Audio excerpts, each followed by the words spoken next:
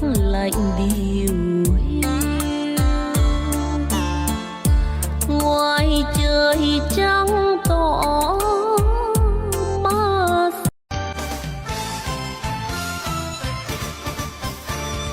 Cầu diêu mẫu thương tình đưa con thơ qua bến mê đời.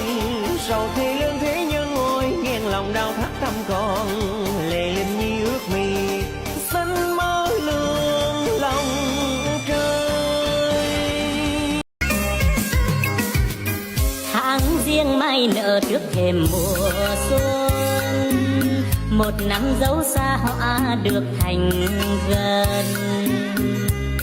Tình người gọi nhau quyến luyến đón xuân về gia đình hàn huyên.